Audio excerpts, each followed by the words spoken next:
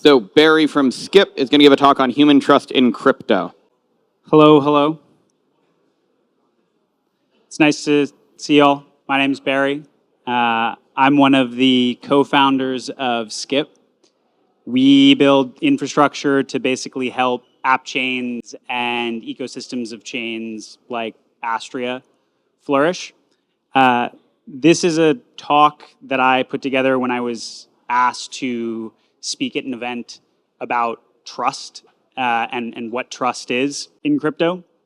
So it covers a bunch of weird stuff. It's probably the weirdest talk I've ever written, but hopefully it's interesting. We're gonna start by talking about this woman, Catherine Hawley, who is a very prominent moral philosopher on trust and what trust is. And then we'll talk about Mr. Owl, who is famous for eating Tootsie Roll Pops. And then Lickitung, famous Pokemon for obvious reasons. And then bring it back to Catherine Hawley. The last time I gave this talk, actually, there were a lot of people who didn't know what Tootsie Roll Pops were, and that's a metaphor that's going to come up a bunch of times. So I actually brought a bag of Tootsie Roll Pops. Apparently, they don't have them in Europe. It's like not a thing, which was news to me. So I brought these. Take one, pass it on. Useful, both for the talk and also because we're all addicted to crypto Twitter. It's very hard to get people to look up for more than 15 minutes, so enjoy the candy. Okay, so I started thinking about like what is trust, because it's a word we use a lot in a bunch of different contexts in crypto. We talk about trust and trust minimization and all of these ideas of trying to reduce our counterparty trust, but like it wasn't really clear to me like what that means. So I started asking like, okay, do I trust Vishesh, friend of mine who is responsible for me being up here today? I've hung out with him a bunch of times. He works with the Astria team very closely. Do I trust him to be a good host to me today? He's not in the audience here, so perhaps not. But generally I do. Generally, even though he's not here, I do. Like, don't tell him I said that. And then I started thinking, okay, like, do I trust a protocol operator? Like, would I say that I trust informal systems to run a Cosmos network while, I am in some sense custodying my funds with them, but I don't know if I would use the word trust. And just to kind of extend that further, I don't think I would ever say like I trust my alarm clock. I rely on it to wake me up every morning. I depend on it, but I wouldn't say like, oh my God, I trusted you, like if it didn't wake me up. Like I would be fucked. I would miss a bunch of meetings, but it's not really trust in some sense.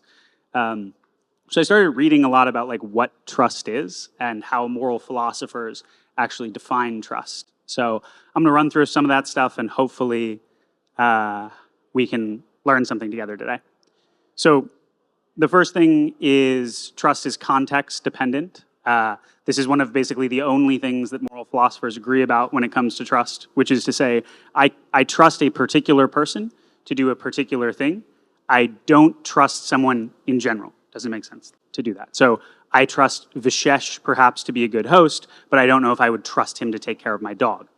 So trust is context dependent. And furthermore, Catherine Hawley, this moral philosopher that I was talking about, has basically a framework where she says trust consists of 3 different components. So the first one is vulnerability. And this is like vulnerability to betrayal in particular. So this gets at the idea of when your mom says to you, I'm not mad, I'm just disappointed. Like what she's saying is she never trusted you to do the thing in the first place. So you can't actually upset her. She's let down in the way I'm let down about my alarm clock, right? So immediately, like from a moral philosopher's perspective, most of the time in crypto, we're not dealing with what people would call trust. The second thing is reliance on the trustee to actually be willing to execute something. So Vishesh obviously needs to be willing to be a good host. It's not enough that I'm, that's important to me and that I'm vulnerable to that. And then the last piece is competence. So it's not enough to want to do something. You actually also have to be competent enough. I have to trust that you're competent enough to do it. So if Vishesh really wants to be a good host, but he has terrible social anxiety and he has to kind of hide from me and everyone else, then I can't actually trust him to be a good host. So we need these three components together. And then there's like kind of two broadly debated categories of things that define trust within that framework and what makes someone trustworthy. So the first one is motives-based theories. So that's basically a complicated way of saying it, like trust and being trustworthy depends on why you are doing something for the person who is trusting you. And we'll get into that. And then the second one is non-motives-based. So this has nothing to do with why you're doing something and more about shared values. So in general, we're just gonna like kick the non-motives-based theories aside because these are pretty irrelevant for the sake of crypto. These are based on like ideas of shared notions of values. So I expect someone to do what they ought to do. I have like some shared moral framework with Vishesh that it's important to be a good host. It's what someone should do, and that's why I can trust him to do it. But in general, we like don't, I think, often think about or like to think about moral frameworks in crypto, so we'll just like ignore this. But the motives-based theories are more relevant and like do look like a lot of things that we have when we're designing protocols. So the first one, there's kind of two that are broadly debated. One is interest encapsulation. So this is the idea that you can trust someone when your interests and their interests are aligned, which basically we just call incentive alignment. So I can trust Vishesh to be a good host because there he is, everybody, Vishesh, the man who I've been speaking of. I can trust him. Well deserved, well deserved. I can trust him to be a good host because, you know, he is an advisor for the Astria team and he wants to see Astria succeed and he knows there's gonna be more conferences, and if he's a bad host, then I'm gonna tell everyone that I had a terrible time and it's gonna get out. So we have this like iterated game and he can be profit maximizing, but I can still trust him. But the second category of motives-based theories actually say, no, that is like precisely when you can't trust someone. You only have true trust with someone when you can rely on them to do something for you, even when your interests are completely distinct. Even when, for example, let's take the example of taking care of my dog. That's probably a very inconvenient thing to do. The novelty of having the dog around the house is probably gonna wear off after about the first day. And then at that point, even though it's not in Vishesh's best interest, I would have to trust him to continue to take care of the dog. So we have these two broad motives-based theories. I am going to go ahead and put all of these on a spectrum, everything that we've talked about, which is not something that moral philosophers would generally do. It sort of like violates all of the very strict rules they have about separations of things, but I think it's quite useful.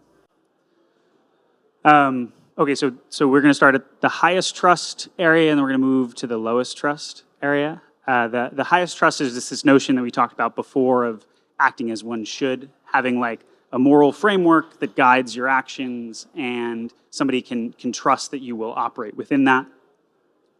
The next one is acting out of goodwill. So this is Vishesh taking care of my dog because he cares about me and he wants to see me happy, not because it gives him anything immediately.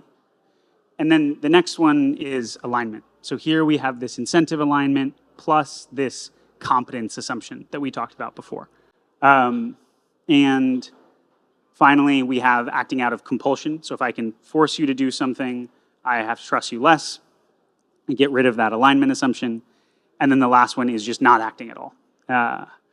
And I think generally these middle three are the interesting three for the sake of crypto.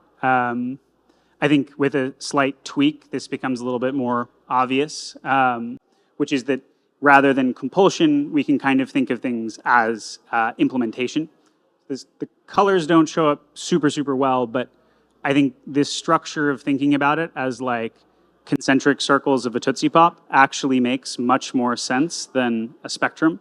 And the way you can kind of think about this diagram is that the size of the circle represents the kind of expressiveness of the kinds of commitments that we can make under each assumption. So if we are willing to assume goodwill, we can build extremely expressive systems where we can have almost any kind of commitment that we want. But if we take that assumption away and we have alignment and implementation, then there's fewer things that we can do, right?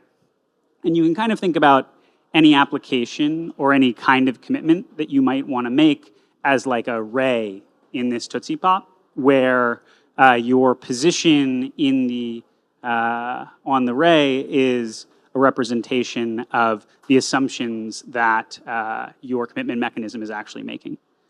So just to make this more concrete, again, the colors are kind of washed out, but we'll talk about censorship.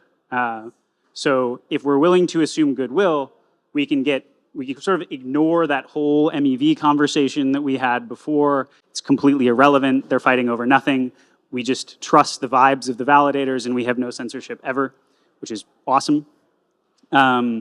Or if we want to have economic alignment, then we introduce some kind of mechanism like EIP 1559, where we make it unprofitable, like Max was saying, for the validators to censor.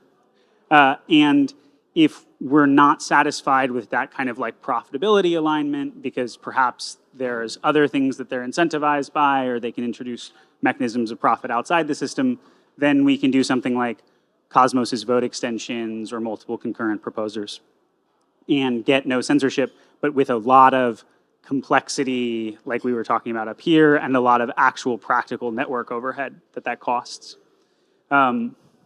Which gets to, I think, the second point here, which is that as we move inside of the Tootsie Pop, we introduce more and more user experience trade-offs and performance trade-offs. So when we're just relying on vibes, the vibes are excellent. There is no performance trade-off. Everything is great.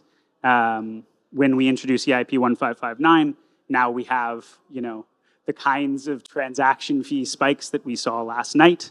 And with vote extensions or multiple concurrent proposers, now we have tons of more data that needs to be gossiped around the network. So another, I think, important point here is that like where you are within one of these bands can represent the quality of the assumption that you're making. So how likely is goodwill given who you're expecting it from? If Mother Teresa were running all of the Ethereum validators and she hated censorship and she was a crypto anarchist, then perhaps it would be a good assumption.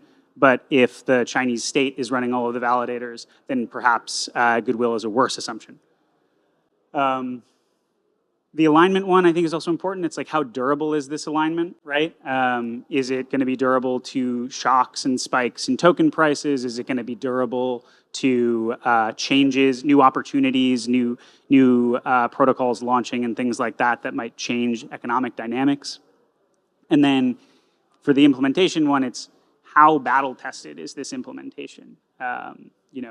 If we've built a custom ZK circuit, then we can say, okay, our state transition function is trust minimized, but if nobody else has used it and it's never been run, like how do we know? Is it likely to have no bugs?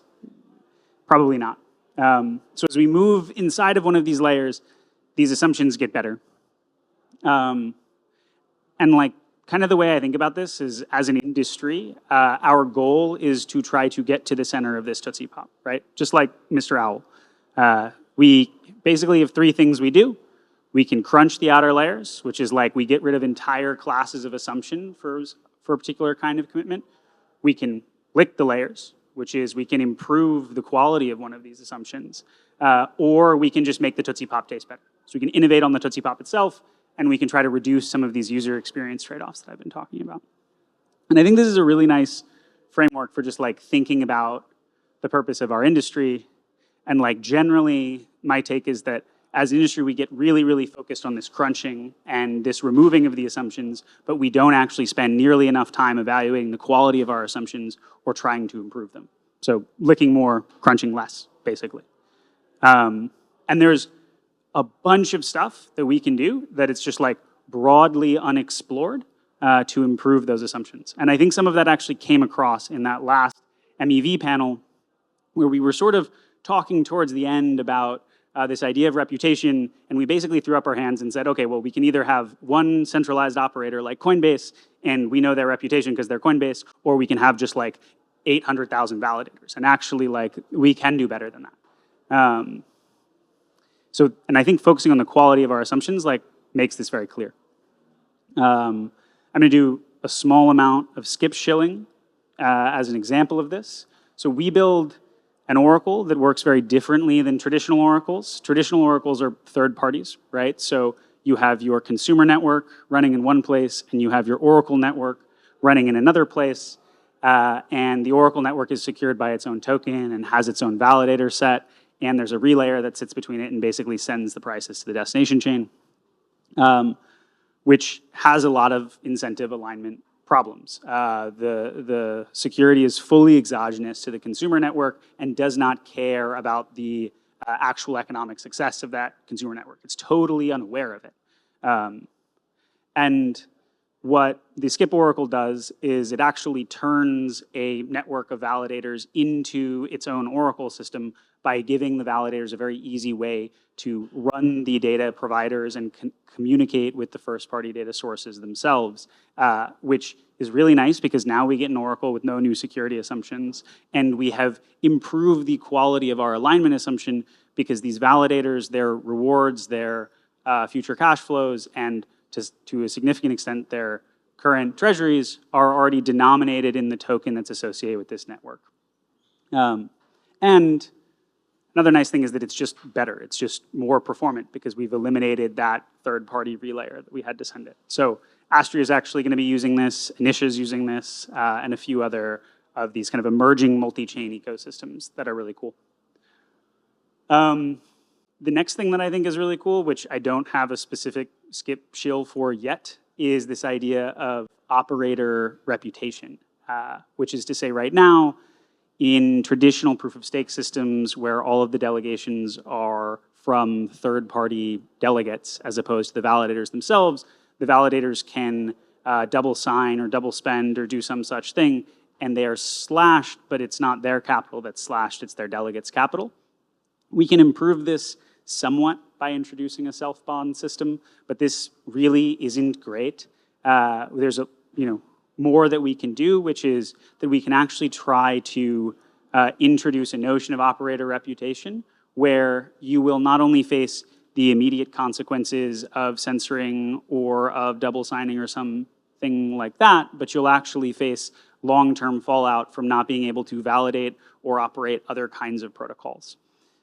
Sort of trying to make maybe not the Ethereum validator set, but the validator set for Astria or Anisha or one of these other emerging ecosystems more aligned with the success of the network participants by turning this into what it is, which is an iterated game. And I think the reason this is so important is that this is really how like the human world operates. Like if we ignore the protocols for a second, massive amounts of human trust are created and perpetuated because we're all playing iterated games with one another, with our careers, with our relationships. We are actually exposed to not just the immediate consequences of hurting someone's feelings, but actually to the fact that they are deeply enmeshed in a network of other people who we also care about and can hold us accountable in that way. And like in protocols, we don't do this for the most part. We treat all kinds of things like validators and operators as playing like single-shot games where we can only model a single-shot deviation. But in practice, there are iterated games. So take the validator example. There are something like 15 plus Cosmos SDK chains now that have more than 33% validator overlap. So they are already on many, many chains. There are some people who work on validator companies here in the room with us who can tell you how many chains their teams validate for.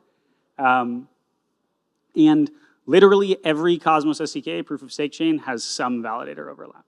And so this is an iterated game that's being played, but we don't have any kind of mechanism to capture it right now. And as other ecosystems add things like shared sequencers or create things like Arbitrum orbits, and they sort of fracture into more and more chains, this iterated game is going to get played in more and more places. That sort of ends the protocol portion of this talk. I think it's worth, just as we're talking about trust though, like zooming out a little bit and mentioning that as far as building trust with the public goes, our industry has a very long way to go.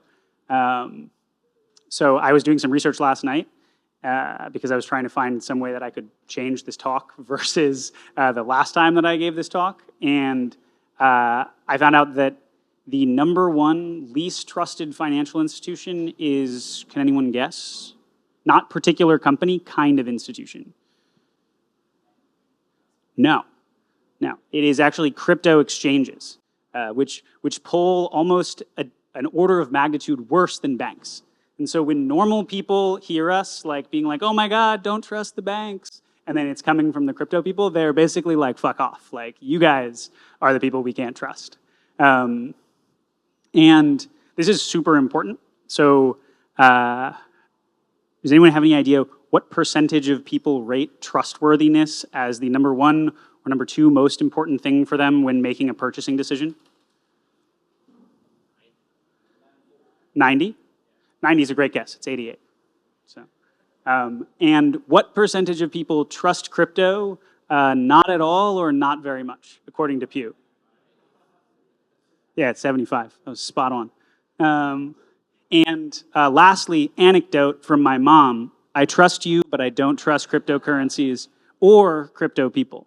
I don't know why she added that. I've tried having the whole trust minimized conversation with her, and it just doesn't go over well. And I think like, the thing I want to end on is like working backwards from people is really, really important. And for people in the real world, trust isn't something that they're like trying to minimize, really. Like, trust actually makes their lives very efficient and good, and it's like a component of the best relationships that they have and things like that. And we could build protocols in ways that actually like capture some of the things that we do in those human relationships and improve the quality of the assumptions that our protocols make as a result. Just to return to Catherine Hawley, the point that she makes about this, which I think is really good in her book, is like you can, one way you could try to be trustworthy is you could like avoid making commitments ever. You could just like have no relationships with anyone. You could be like totally sovereign. But very obviously like that is a bad life, and like nobody wants to live that life. And I think that like as an industry, we should think about not just like how do we trust minimize our protocols, but like how can we make more commitments like to ourselves and as a group to improve our relationship with the outside world. So yeah, thank you.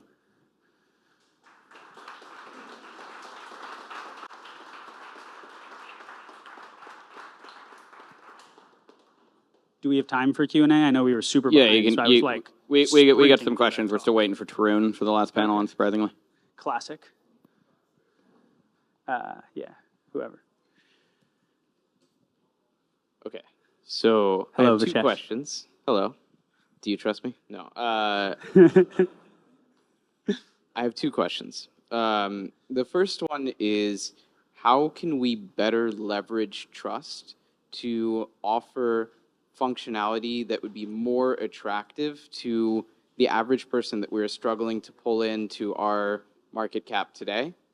Yeah, I'll stop there. It's a great question.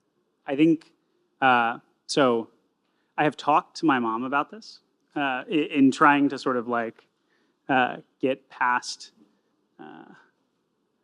I don't trust you people. And the main way that like she thinks about trust, this is not really a protocol design thing, but is like from the perspective of like trusting a brand. And I think like a lot of the way that we market things and talk about things is very internal facing, is very like, oh, if you're in the know on crypto Twitter, like you'll get this. And I think a lot of the work that Coinbase is doing around like I don't know, some of those commercials are kind of cringy where they're like, we're going to change things, right? But like that resonates relatively well with people. So Coinbase, despite this horrible statistic about crypto exchanges, is trusted by something like 75% of Americans. Like if you ask, which is actually dramatically higher than I would have expected. So I think like actually trying to do some crypto marketing that maybe is more cringy to all of us, but like more external facing would go a long way. But if the untrustworthy people are doing the same marketing, how do we solve that problem? I mean, like, this is a problem that every industry has, and my answer is iterated games. Like, Coinbase continues to survive and grow, and like, SBF got washed out. And I think a big problem is that, like, as an industry, we are just more comfortable with personal shittiness because we rely on chains to like have our back, basically, in terms of protocolized trust minimize things. But one thing that Jim was kind of ranting to me about at ETHCC, which really resonated, was that like there is basically no norm of having conflict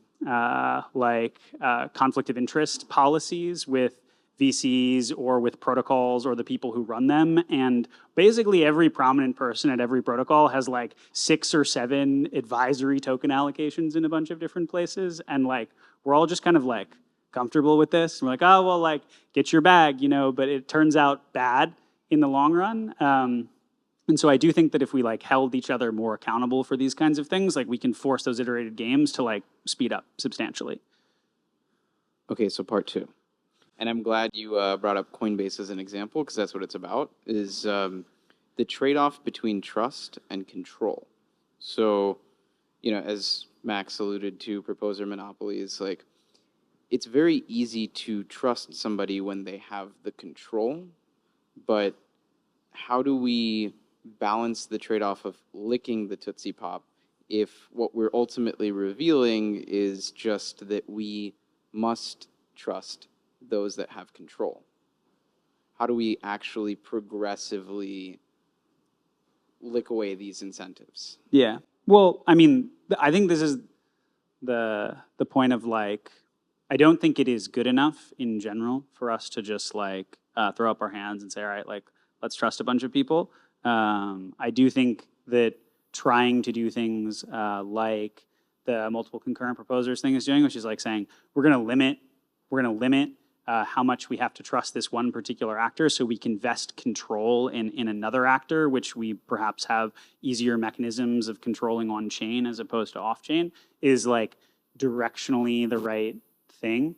I don't know if that answers your question exactly, but like, I think at some kind of very fundamental level, like what I would like to see is for more things become possible through like trusting implementation alone rather than trusting people. But there are definitely like a lot of relevant impossibility results, particularly around censorship for like what you can actually achieve there.